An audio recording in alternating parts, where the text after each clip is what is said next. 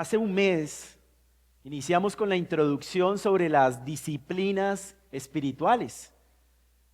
Hoy reflexionaremos específicamente sobre el estudio bíblico, una disciplina esencial, que es precisamente el tema de la reflexión en esta noche. Vivimos en una época en la que jamás habíamos tenido tanto acceso a la Biblia.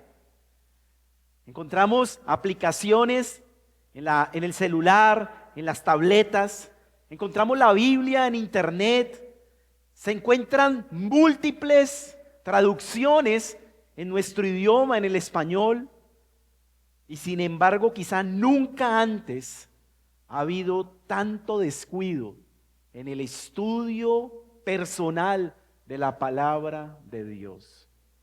Hay Biblias en muchas casas que rara vez se abren, se tienen como adorno. Y con respecto a los cristianos, muchos les sucede que apenas se alimentan con la predicación de la Escritura el domingo y pasan el resto de la semana con un alma hambrienta. Hoy estudiaremos Hechos capítulo 17, versículo 11. Por favor, acompáñame. Hechos capítulo 17, versículo 11, para reflexionar sobre esta disciplina espiritual, el estudio bíblico.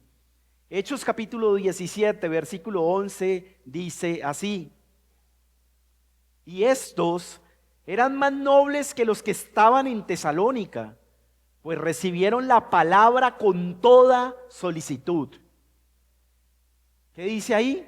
Escudriñando cada día las Escrituras, para ver si estas cosas eran así. La Nueva Traducción Viviente lo traduce: día tras día examinaban las Escrituras. El contexto de nuestro pasaje es una pequeña ciudad en la antigua Macedonia llamada Berea. Allí, en el primer siglo, un grupo de personas nos dejó el ejemplo de cómo nos debemos acercar tú y yo a la palabra de Dios. El apóstol Pablo y su compañero Silas, habiendo enfrentado oposición en Tesalónica, llegaron a Berea. Y como era de su costumbre, entraron en la sinagoga de los judíos. Lo que encontraron allí fue supremamente impactante para ellos. Es tan así que Lucas, por inspiración del Espíritu Santo, lo dejó por escrito para la edificación de la iglesia de todos los siglos por venir. Veremos entonces 2 puntos en esta noche sobre este pasaje. El primer punto lo he llamado la disciplina esencial: escudriñad las Escrituras. Dice el texto ahí en Hechos 17:11: y estos eran más nobles que los que estaban en Tesalónica, pues recibieron la palabra con toda solicitud, escudriñando cada día las Escrituras. El verbo griego anacrino, traducido como escudriñar, es un término que significa examinar con sumo cuidado, investigar minuciosamente. No es una lectura superficial o apresurada, sino una búsqueda diligente, una investigación minuciosa y profunda. Es la acción de quien busca un tesoro escondido con total determinación. Escribe Donald Whitney en su famosísimo libro sobre las disciplinas espirituales: si leer la Biblia puede compararse a navegar a lo ancho de un lago transparente y brillante en una lancha de motor, estudiar la Biblia es como cruzar lentamente el mismo lago en un barco con fondo de vidrio. La travesía con la lancha de motor provee una vista panorámica del lago y y una vista veloz y momentánea de sus profundidades. En cambio, el estudio en el barco con fondo de vidrio lo lleva por debajo de la superficie de las Escrituras para una observación sin apuro de la claridad y los detalles que normalmente se le escapan a los que solo leen el texto. Mis hermanos, cuando nosotros nos acercamos a la misma palabra de Dios, del Dios del universo, necesitamos tanto amplitud como profundidad. Hay un momento para leer todos los libros de la Biblia de corrido, de Génesis hasta Apocalipsis. Pero también hay un momento para profundizar sobre un versículo en particular. Por un lado, necesitamos conocer el panorama general de la Biblia. Y esto lo logramos al leer la Biblia de corrido. Pero también necesitamos comprender en profundidad las pequeñas partes que componen ese panorama general. Y a esto nos referimos con el estudio bíblico. Imaginemos una mina de piedras preciosas cubierta de polvo. El minero que solo pasa el cincel por encima recogerá fragmentos pequeños. Pero el verdadero tesoro es para el que se arrodilla, remueve la tierra y separa piedrecita por piedrecita hasta obtener cada piedra preciosa escondida. Esto es lo que se resalta en la Escritura cuando somos como este minero. Cuando escudriñamos la Escritura como los bereanos. Vamos sacando cada piedra preciosa escondida y vamos contemplando cosas que ojo no vio, ni oído oyó, ni han subido en corazón de hombre. Vamos por favor a 1 Corintios 2:9, que es el pasaje que acabo de hablar. 1 Corintios capítulo 2, versículo 9.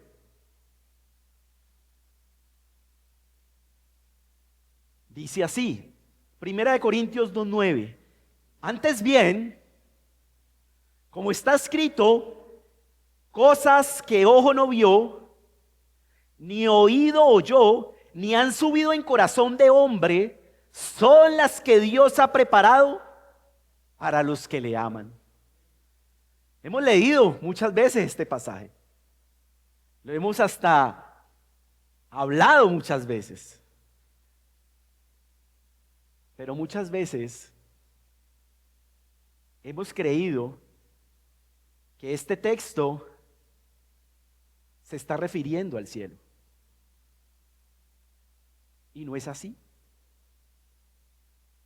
No es así. Claramente apunta a una eternidad, pero este texto no está hablando del cielo en sí. Leamos su contexto. Leámoslo desde el versículo 6, para que veamos el contexto de lo que está hablando este texto tan famoso. Leámoslo 1 Corintios 2, del 6 al 9. Sin embargo, hablamos sabiduría entre los que han alcanzado madurez, y sabiduría no de este siglo, ni de los príncipes de este siglo que perecen, mas hablamos sabiduría de Dios en misterio, la sabiduría oculta, la cual Dios predestinó antes de los siglos para nuestra gloria, la que ninguno de los príncipes de este siglo conoció, porque si la hubieran conocido, nunca habrían crucificado al Señor de gloria. Antes bien, como está escrito, cosas que ojo no vio, ni oído yo, ni han subido en corazón de hombre, son las que Dios ha preparado para los que le aman. Y leamos el versículo 14 de ahí mismo. Dice, pero el hombre natural no percibe las cosas que son del Espíritu de Dios, porque para él son locura, y no las puede entender, porque se han de discernir espiritualmente. Según el apóstol Pablo, Dios ha preparado algo extremadamente glorioso. Es algo que ningún ojo ha visto, ni oído ha escuchado. Es algo tan increíble que ni siquiera hemos llegado a soñarlo. ¿Qué es ese algo? ¿Qué es ese algo? Son las insondables riquezas de la sabiduría de Dios reveladas en Cristo, donde contemplamos su gloria y somos transformados por su Espíritu y somos participantes de su gracia. El apóstol Pablo está hablando de la gloriosa sabiduría de Dios, oculta desde los siglos, como lo dice el texto, que se ha manifestado en la cruz y en la resurrección de nuestro Señor Jesucristo. Este texto nos habla de lo glorioso que es en el presente conocer el plan redentor de Dios siendo guiado por su Espíritu Santo por medio de su palabra. Este plan redentor asombra nuestra mente, conquista y conmueve nuestro corazón. Es un misterio, como lo dice el texto, que solo se descifra al escudriñar las Escrituras con reverencia, con humildad, con pasión.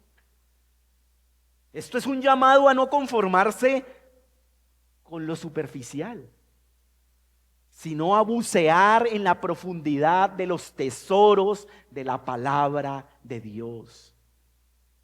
Se refiere a tener una comprensión completamente gloriosa de Dios que el hombre natural allá afuera, o como lo estábamos nosotros, no lo acepta. ¿Por qué? Porque el versículo 14 lo dice, porque para él son locura y no las puede entender porque se han de discernir espiritualmente. ¿Quiénes tienen acceso a este preciosísimo regalo? ¿Quiénes? Las personas que escudriñan las Escrituras. Mira lo que dice el versículo 6 ahí. Sin embargo, hablamos sabiduría entre ¿quiénes? Entre los que han alcanzado ¿qué? Madurez. Para llegar a esa madurez no se puede solo con lectura. Se tiene que escudriñar día a día, como los de Berea, las Escrituras. Como escribió John Owen, Jesús nos llama a arrodillarnos ante la mina de su palabra. A cada uno de nosotros nos dice: busca pues, y hallarás vida abundante, mayor intimidad conmigo, victoria en la cruz, consuelo en la aflicción y ardor en la predicación del Evangelio. Viene entonces la parte práctica. ¿Cómo lo hacemos? ¿Cómo llevamos a cabo esta disciplina espiritual del estudio bíblico? Hace unas semanas, con mi esposa y con los niños, visitamos el Museo de Ciencias Naturales acá en Cali. Es un sitio donde uno llega y hay muchos animales disecados, reales, disecados. Y hay dos formas de hacer el recorrido. El primero es hacerlo personalmente, sin un guía. Uno va viendo cada uno de los animales disecados y es impresionante, es asombroso. Hay de todas las especies. Y es impresionante.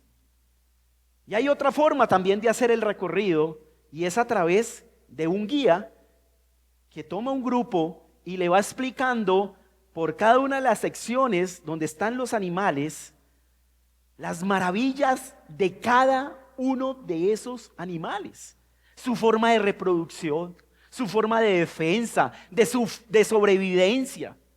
Este es un guía que está 100 veces más apasionado e informado que todos nosotros de la diversidad animal. Y cuando explica y habla de cada uno de esos animales, esto nos deja 100 veces más asombrados a los visitantes al mostrarles cómo cada uno de estos animales refleja la sabiduría y la creatividad del Creador. Su pasión y su habilidad del guía es tan atrapante que los niños son apasionados y es como si estuvieran en un parque de diversiones. Es impresionante, los atrapa. Y la pregunta es, ¿qué hace que esta segunda opción con un guía experimentado sea una experiencia inolvidable?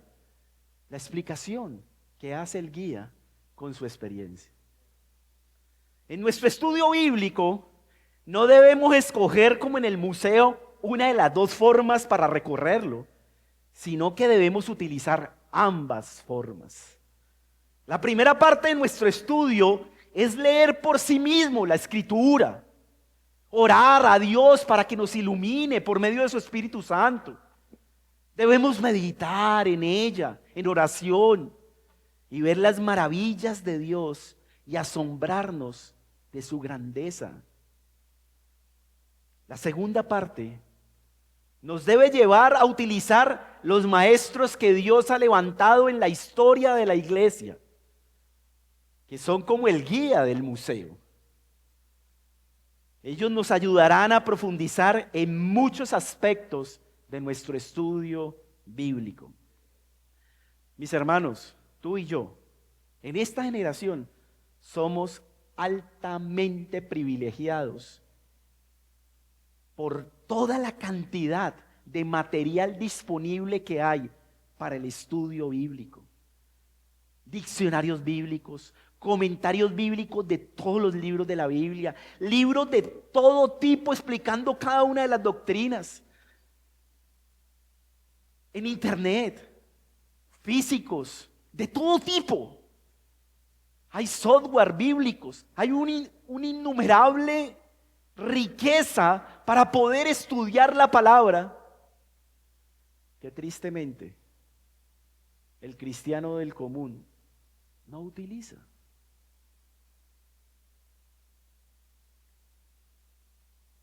¿No ven como un tesoro comprar un libro para profundizar más y más en el estudio de su palabra? En utilizar estos guías que Dios ha colocado durante toda la historia de la iglesia para cada día avanzar más y más. Es un tesoro. Cada libro bíblico, cada libro de un hombre de Dios que nos lleva a profundizar en las insondables, maravillosas y grandiosas plan redentor de Dios para con nosotros. Aún en nuestra iglesia es un regalo de Dios la gran cantidad de cursos que hay para el estudio. Aquí se estudia los lunes, los martes, los jueves y los viernes, sin contar obviamente con el miércoles y los domingos, que es nuestro culto público. Aprovechemos esos espacios, mis hermanos, para profundizar, para utilizar los pastores, los maestros que Dios ha dado a esta iglesia, para dejarnos asombrar y caer rendidos ante tanta grandeza de nuestro Dios. Esto nos lleva entonces al segundo punto de nuestra reflexión, con la cual terminamos en esta noche esta primera parte del culto de oración. El fin principal de escudriñar las Escrituras: Cristo mismo. Vamos por favor a Juan capítulo 5, versículo 39.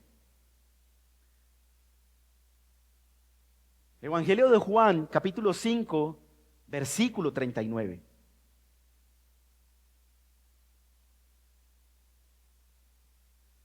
Hablando el Señor Jesucristo, dice así: escudriñad las Escrituras. Escudriñad las Escrituras, porque a vosotros os parece que en ellas tenéis la vida eterna, y ellas son las que dan testimonio de mí. No escudriñamos la palabra para vanagloria intelectual, sino para encontrarnos con aquel que es el autor, Cristo mismo, Cristo Jesús. Como escribió Matthew Henry sobre este texto, el estudio de las Escrituras no es un fin en sí mismo, sino un medio para hallar a Dios y conocer su gloria en el rostro de Cristo. Cuando el estudio de la Biblia se convierte en una búsqueda de Cristo, deja de ser una tarea ardua o un mero ejercicio intelectual.